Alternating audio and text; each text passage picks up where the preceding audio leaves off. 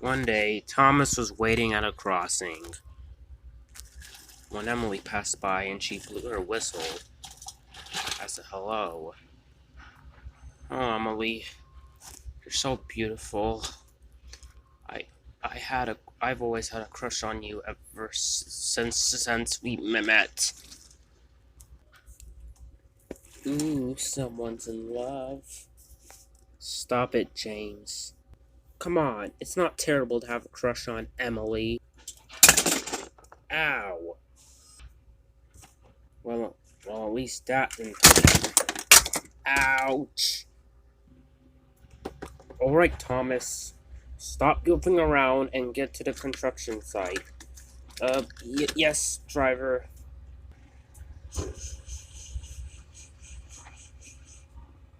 And James, you can take Thomas's coaching to a sighting and not bully him just because he has a crush on Emily. Yes, driver. Oh, hello, Jack. Is this someone new here? Yeah, he's called Orange. Say hello to him, Orange. Ugh, hello, Blue Stink Mom. My red friend here has been talking all about you, and he's heard about you as well. Is that true or not? Well, for your information, Buzzbox, it is true. Ow. Well, how about you stay off my gravel and go work somewhere else? We don't even have any work today. Okay.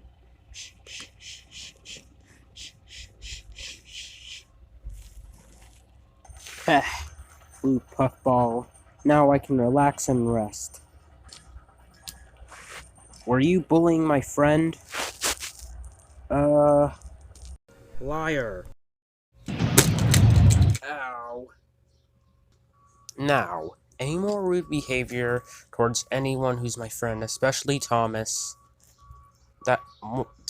there's more that you're gonna have to learn. Do you hear me? Yes, Jack. Good. Now come on, let's get back to work. Ouch. Later that night at the shed, Thomas began telling the other engines about Emily. So, you have a crush on Emily? Ugh, that sounds disgusting if you ask me. Just disgraceful. Disgusting! Despicable. Isn't romance a piece of... It's true love, not a piece of love, Percy. Romance means when you're in love with a female. And it's just disgraceful. Aye, that's my line. Well, I can have a crush on Emily, can I? Yes, Thomas, crushes are fine.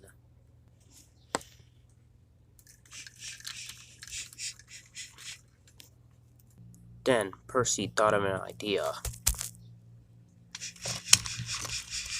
So he chuffed out of the shed. While Emily was resting in her shed, Percy chuffed quickly into her shed. Emily! Emily!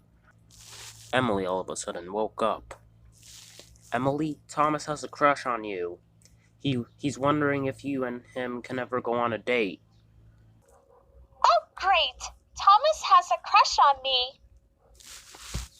Are you excited about it, Emily? Are you awake? But Emily had already gone to sleep. And Percy puffed back to the sheds. The next morning, all the engines were still fast asleep until Sir Topham Hatt came. Now pretend this is Sir Topham Hatt. Good morning, everyone. All the engines were awake. Thomas, I need you to go to the yard and pick up some freight cars and deliver them to the quarry. Yes, sir. But, sir, don't I have to go to the construction site? Oh, I meant that for Henry. Oh, yes, sir. Henry chucked quickly away. Thomas, you and Percy must go to the quarry and then go to the construction site to pick up some freight cars. and Thomas and Percy chuffed quickly away. As for the rest of you, go do your normal jobs. When Thomas and Percy got to the yard, they were shocked. Trembling tracks, we can't pull all that. Yes, we can, Thomas. We can pull it like best friends. But Thomas didn't want to. But however, he had a sneaky idea. Well, Percy, you can take half, and I'll take half. Or I'll take the 2 freight cars I meant. Deal? Deal. And Percy coupled up to the brake coach. And uncoupled it from Thomas. And Thomas coupled up to the 1 freight car and the 1 green freight car and took it to the construction site. Thomas was very happy that his plan had gone well. Later, Thomas came to the construction yard. Take 2. Then Thomas arrived at the construction yard. Okay, Jack. Here are the supplies you can unload now. And Jack and Orange went to work. As Orange was unloading the supplies, he had a trickery idea. That tank engine's likely playing a trick on me. But then he thought to himself, maybe if I load those crayons on the track, I might be able to get away with my plan. Since that tank engine thinks he can get away with everything. However, what he didn't know is that Thomas was just thinking to himself, this will really impress Emily now. She'll be so happy that she'll love me forever. Thomas was so busy daydreaming of Emily that he didn't know that Jack had already unloaded his supplies. Even though I just used my hand to pick up the... Hey, narrator, can you not talk to the audience in such a weird and pervert way? Ugh, fine. Okay, Thomas, they're all cleared. Oh, thank you, Jack. Now I can get back to my branch line.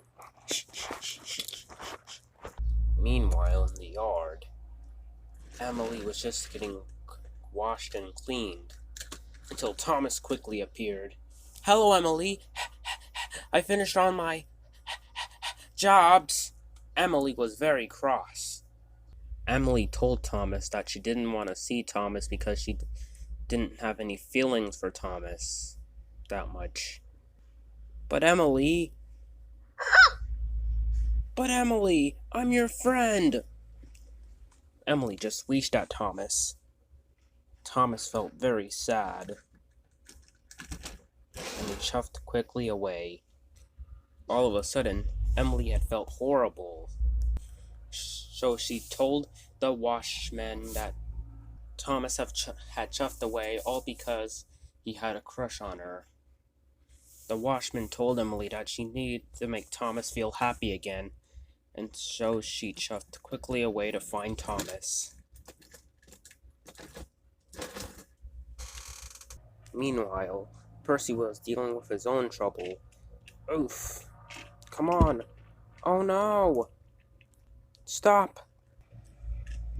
However, the freight car and the breakdown coach hit the rails and derailed. Oof, it caught Orange by surprise. Ow! Someone help me! Ow! Ouch! Ah! My shovel hurts now. Someone help! Ah! Percy, what were you thinking? That was very dangerous. Well, it's because Thomas told me if I took half of that train, I might be able to... Thomas! Oh no, he's still at the docks. Don't worry, Jack, I'll get him. Percy rushed into the yard. Thomas! Yeah, Percy? The supplies came off the track while I was trying to push the breakdown coach and the orange freight car. You tricked me. I'm very sorry, Percy. All I wanted to do is impress Emily. Well, now we're gonna need the tow truck and the other vehicles to clean up the mess. Later, Thomas came to see Percy. When he saw the mess being cleaned up, as well as a very cross Sir Topham Hatt. "Thomas the Tank Engine!" he shouted. "You have caused confusion and delay. You have tricked Percy to do half of your work, all to show him that you were trying to impress Emily just because you had a crush on her. You will be shunting for the next several days in the construction yard. Duck will handle Lanny and Clarabelle." "Yes, sir. Sorry, sir," said Thomas sadly, as he chuffed sadly away to Tidmouth Sheds. Then Sir Topham Hatt turned to Harvey. "And Harvey, because you are doing a good job, you can watch Thomas in order to make sure he doesn't cause more confusion and delay." "Thank you, sir. That will be a nice change." Then Sir Topham Hatt talked sternly to Orange. "As for you, Orange, you have caused the accident by placing the supplies on the track. Your punishment is that you will be working in the quarry for the next several days with Duck." "Oh, botheration!" Later that night, Thomas chucked sadly into Tidmouth Sheds. He felt so ashamed of himself. The other engines had heard about Thomas's mishap. They felt sorry for him. However, Thomas noticed that Emily was sleeping in Tidmouth Sheds for the night. "So, Emily, you want to tell Thomas anything?" Well, okay. You see, Thomas, "Ooh, we want to hear. Get lost, idiots who don't sleep with us at Tidmouth Sheds." I've always had a crush on you. "Well, I've always loved you, Emily. Your beautiful big wheels, your long funnel, your emerald paint, your large tender..." "Okay, really, Thomas? This is a kid." "Shh, Edward, I'm talking." Emily blushed. She had never heard Thomas say those things to her before. You? Oh, okay. "I hope me and you can go out sometime." And Thomas went to sleep. I care for you as well. The next day, Orange and Percy were working in the yard. However, Orange was teasing Percy. "So, Percy, is your best friend gonna come to stick up for ya?" "Leave me alone. You're being mean to me." Just then, Thomas arrived.